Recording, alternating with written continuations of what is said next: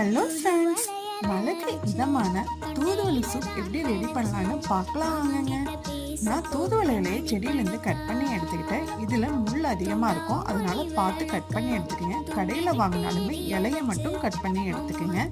ஒரு மிக்ஸி ஜாரில் 4-5 பல் பூண்டு, மிளகு, ஜீரகம் எல்லாம் சேர்த்துட்டு இந்த இலையும் சேர்த்துக்கலாம். ஒரு நார்மல் சைஸ் தக்காளியை கட் பண்ணி சேர்த்து அப்படியே அடித்து எடுத்துக்கலாம். இதுக்கு தண்ணி சேர்க்க தேவையில்லை, தக்காளியில் இருக்கிற தண்ணியே போதுமானதாக இருக்கும். எல்லாமே சேர்த்து அரைச்சி எடுத்ததுக்கப்புறம் பேஸ்ட் இது மாதிரி இருக்கணும். ஒரு கடாயில் ஆயில் சேர்த்துட்டு நம்ம அரைச்சி வச்ச விழுது சேர்த்து லைட்டாக பச்சை வாசம் போகிற வரைக்கும் மட்டும் வதக்கி விடுங்க. இது கூட தேவையான அளவு தண்ணி, நான் ஒரு 3 டம்ளர் அளவு தண்ணி சேர்த்துக்கிட்டு உப்பு சேர்த்து நல்லா கொதிக்க விடுங்க. நமக்கு தேவையான தூதுவளை சூப் ரெடி. இது கூட கொஞ்சமாக மிளகுத்தூள் சேர்த்து குழந்தைகளுக்கு நீங்கள் அப்படியே கொடுக்கலாம். எந்த ஒரு காரமே தெரியாது. ரொம்ப ஹெல்த்தியான சூப். ட்ரை பண்ணி பாருங்கள் ஃப்ரெண்ட்ஸ்.